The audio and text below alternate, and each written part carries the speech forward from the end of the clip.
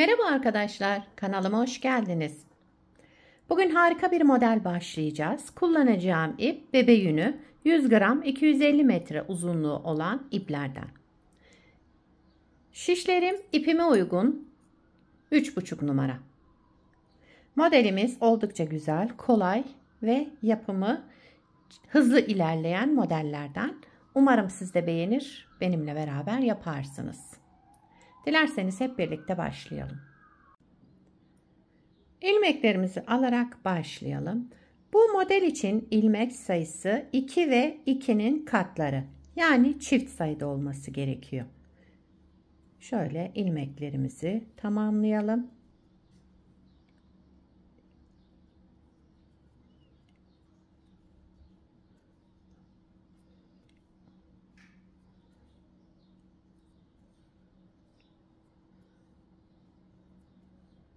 Evet, şöyle az bir ilmek sayısına ihtiyacım var. 2, 4, 6, 8, 10, 12, 14. 14 ilmekle modelimi kurmaya başlıyorum. Hemen ilk sıradan başlıyorum ben modeli kurmaya. Birinci sıra ön yüzündeyim. Kenar ilmeğinden sonra bütün ilmeklerimi düz örüyorum. 4 sıra bu şekilde yapacağız. Şöyle 2 diş haroşa lastiğimiz oluşacak. Yani bu modele dahil.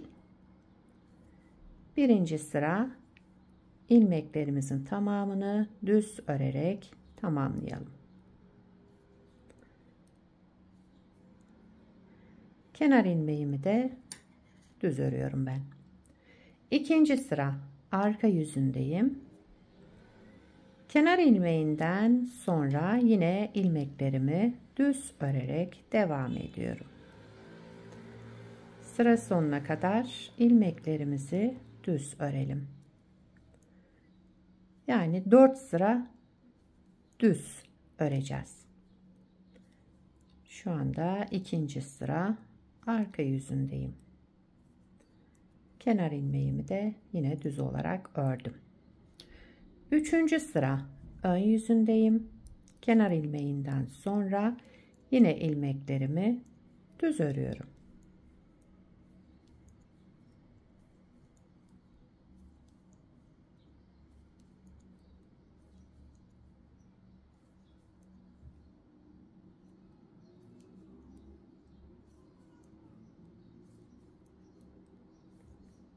Evet. Üçüncü sırayı da tamamladım düz örerek. Dördüncü sıra arka yüzündeyim. Yine ilmeklerimi düz olarak örüyorum.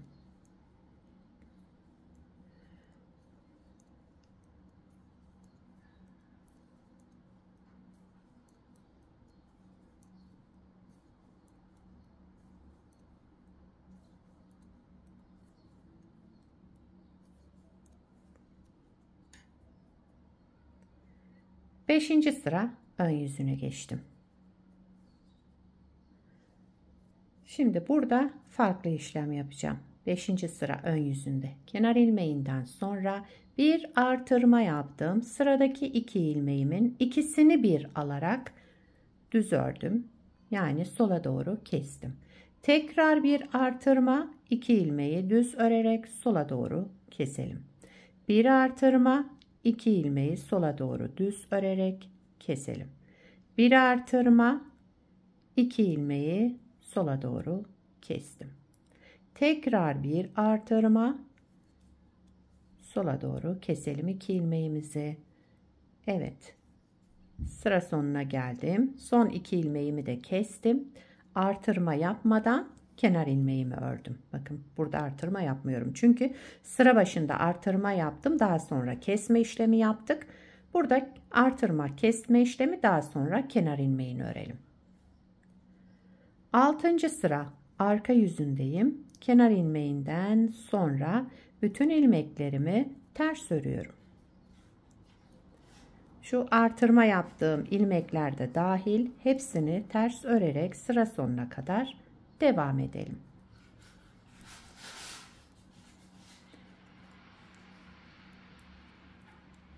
Evet. 6. sırayı da tamamladım. Kenar ilmeğimi düz olarak ördüm. 7. sıra ön yüzüne geçtim. Kenar ilmeğinden sonra bir ilmek düz ördüm. Bakın, birinci ilmeğimi düz olarak ördüm. Daha sonra bir artırma yaptım. Bakın, bu öndeki ilmek, arkadaki ajurlu olan ilmeğim. İkisini bir alarak düz ördüm, sola doğru kestim. Bir artırma, 2 ilmeği düz örerek sola doğru keselim. Yani 2 ilmeğin ikisini bir alarak örelim. Bir artırma, öndeki, bakın şu düz olan ilmeğim, arkadaki ajurlu olan ilmeğim. İkisini bir düz örerek sola doğru kestim. Bir artırma, 2 ilmeği bir düz ördüm. Bir artırma, 2 ilmeği bir topladım, düz ördüm. Sıra sonunda bu kesme işleminden sonra bir ilmek düz, daha sonra kenar ilmeğimi de düz örerek sıramı tamamladım. 8. sıra arka yüzündeyim. Son sıramız. Kenar ilmeğinden sonra bütün ilmeklerimi yine ters örerek devam ediyorum. 8. sıra arka yüzünde ilmeklerimizin tamamını ters örerek tamamlayalım.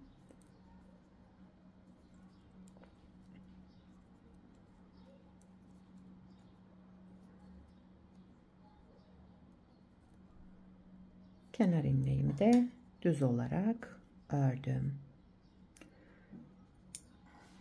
Evet, modeli bir kez kurduk. Bakın, model böyle devam edecek. İsterseniz bir kez daha kuralım. Şurada 1. sırada şu haroşaları yaptığımız yerden başlıyoruz tekrar. Modeli tekrar kuruyorum. 1. sıra ön yüzündeyim. Bütün ilmeklerimi düz örüyorum. 4 sırayı bu şekilde yapacağım. 1. sırayı düz, 2. sıra arka yüzünde düz öreceğim.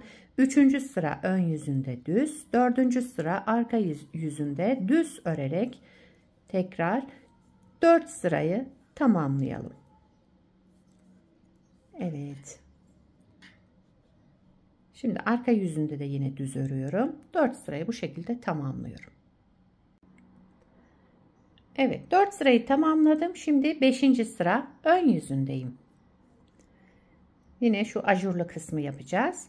Kenar ilmeğimi örmeden aldım. Önce bir artırma yaptım. Daha sonra sıradaki 2 ilmeğimi ikisini bir alarak sola doğru düz örerek kestim.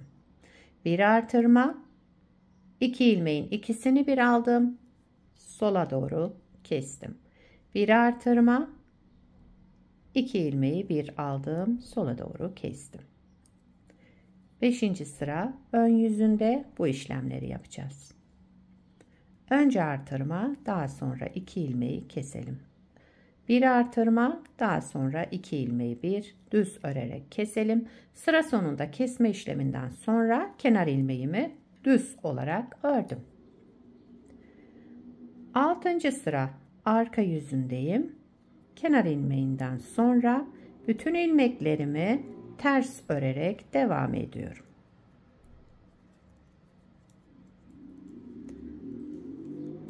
Evet, şöyle ilmeklerimizin tamamını ters örüyoruz.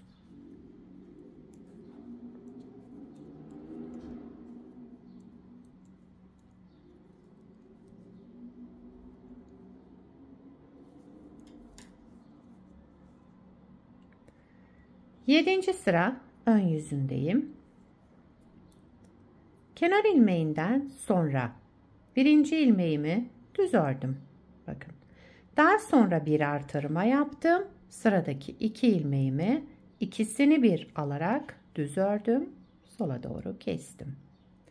Önce bir artırma, daha sonra bakın öndeki bu ilmeğim, arkadaki ajurlu ilmeğim. İkisini bir aldım, düz örerek sola doğru kestim. Bir artırma, 2 ilmeği düz örerek keselim. Bir artırma, 2 ilmeği düz örerek keselim.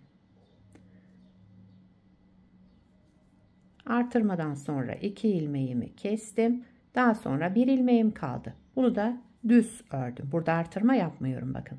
Artırma yaparsanız ilmek sayınız artar. Buna dikkat edelim. Daha sonra da kenar ilmeğimi ördüm. 7. sıramı da tamamladım. 8. sıra arka yüzündeyim. Bütün ilmeklerimi burada yine ters örerek devam ediyorum. Şöyle sıra sonuna kadar ilmeklerimizi ters örüyoruz. Modeli 2 kez kurduk. Model böyle devam edecek. Modelde kaydırma yok. Aynı birinci modeli nasıl kurduysak ikinci modeli de aynı şekilde kurduk. Kenar ilmeğimi ben düz örüyorum. Evet, şöyle bakın.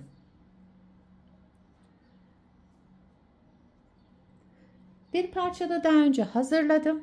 Şöyle. Bu alttaki haroşaları 4 sıra değil de daha fazla yapabilirsiniz. Lastik görüntüsü olmasını istiyorsanız, yani lastik olarak yapmak istiyorsanız burayı birkaç sıra fazla yaparsınız. Örneğin 8-10 sıra yaparsanız burada daha kalın şöyle bir haroşa lastik elde edersiniz. Daha sonra da üzerindeki şu ajurlu kısma başlarsınız. Dilediğiniz gibi yapabilirsiniz. Model böyle devam ediyor. Modelin arka yüzü de şöyle. Bu modeli istediğiniz örgüde kullanabilirsiniz. Yetişkin örgülerinde, çocuk örgülerinde, bebek örgülerinde, yazlık örgülerde, mevsimlik örgülerde, ona göre de ip tercih edersiniz. Bence yapımı da kolay, oldukça güzel modellerden. Sizler de nelerde kullanacaksınız bu modeli, onları yorumlarda belirtirseniz sevinirim. Beni buraya kadar izlediyseniz bir beğeni yapmayı, yorum yapmayı, beni desteklemeyi unutmayın. Şimdiden hepinize teşekkürler. Yapacak olanlara kolay gelsin. Bir sonraki videoda görüşmek üzere. Hoşça kalın.